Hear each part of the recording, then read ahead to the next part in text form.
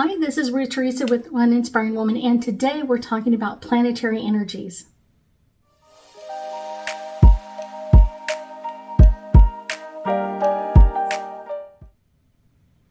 That's right, today we are talking about our fall equinox and how this really affects everybody. And I think it's kind of interesting because right now, the northern hemisphere where I live is in summertime. So we've got summer heat and actually several days of rain kind of mixed in there. But it's one of those on September 22nd, literally at 8:04 Central Standard Time, the sun will be right over the equator and will then start its kind of like southern kind of drift down towards the southern hemisphere, and they kind of come out of winter and we kind of go into winter. So kind of just that great time. But I will tell you, for many centuries, our ancestors have celebrated this day of the fall equinox, and it's one of those crazy days where we have as many light hours as we do dark hours. And this is going to be a day of celebration all over our world. Many people fly to Stonehenge. Many people go down to several of the Mayan temples to kind of celebrate this day, and there's temples all over the world. I even heard of one at the Egyptian pyramids that they'll be doing one there as well. So this is kind of like a really great time to celebrate kind of just a passing of time for all of us. This is kind of like cooling down our temperatures and kind of heating up the southern hemisphere, and this is all about kind of like what we deal with every year. Let's see.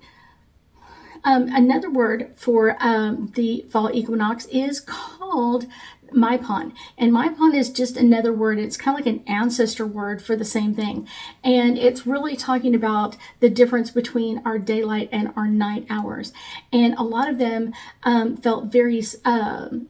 were very happy to celebrate this time because it kind of came into our harvest time of kind of like things coming out of the field, kind of doing their blessings and their prayers at that time, and kind of making food prepared for the long winter ahead. And we would continually, in the northern hemisphere, keep getting cooler and cooler temperatures no matter where we are. And we also kind of get to celebrate with the fall foliage. Now, also, I live in Texas, so we really don't have too much of that. But it's one of those, there are places in the United States that have amazing fall foliage. And someday I'm going to get there, I promise.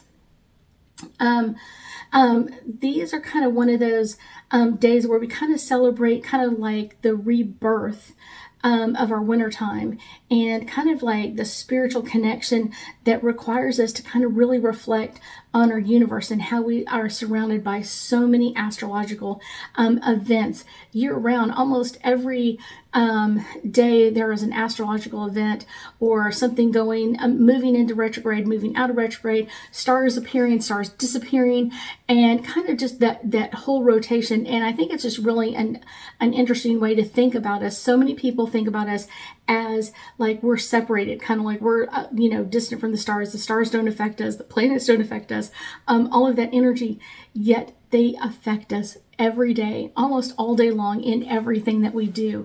And we get to kind of celebrate our autumn equinox and kind of harvesting all of the fruits of our labor and kind of the awareness of coming through. And then also gratitude that the long hot days of summer are coming to a close, and then we're going to go into wintertime and hopefully have much cooler weather.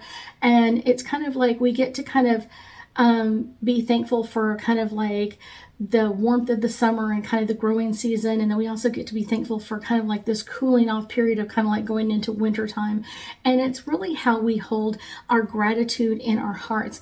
And many of our ancestors, like I said, really chose this time of year. The autumn equinox and the spring equinox to really celebrate our passage of time here on earth, as things go by.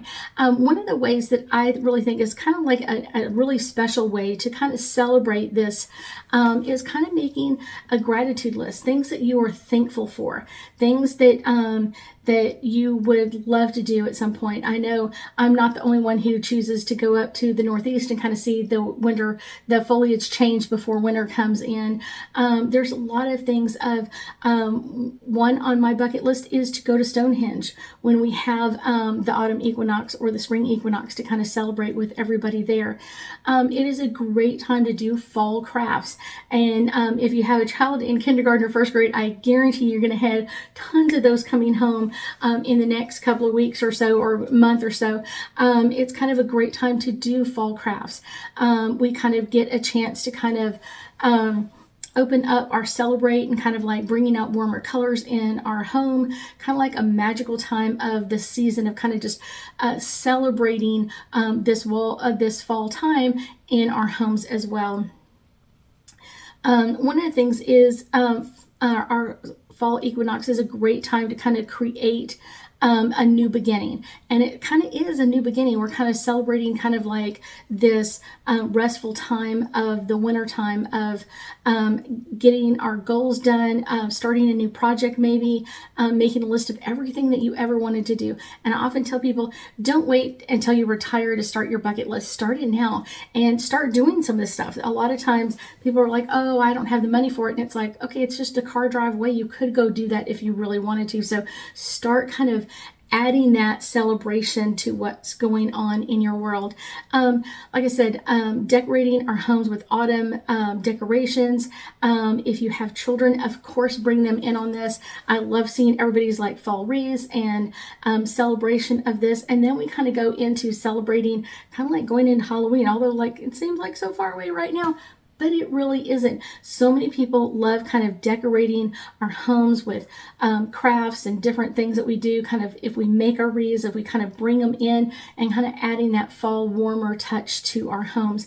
And one of my favorite things to do is kind of like decorate my fall table with different foliage and pine cones and allowing that energy to kind of like amp up in my own home.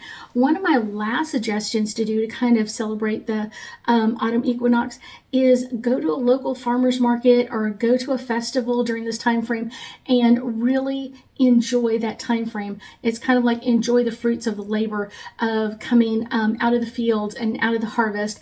So many things are coming into that time frame of coming out of the field and being put on our tables. Kind of that growing season is kind of coming to a close for most of this time frame. So so let's do a couple of angel cards and get us a little bit deeper insight into our autumn equinox. So this one is literally jumping out of my hand to come in, and this one is the 10th house, and this is the authority. And like I said, this is something that our ancestors have celebrated for generations, generations and generations. They have been celebrating the autumn equinox and this kind of time of year, and I think it's really great and important for us to celebrate as well.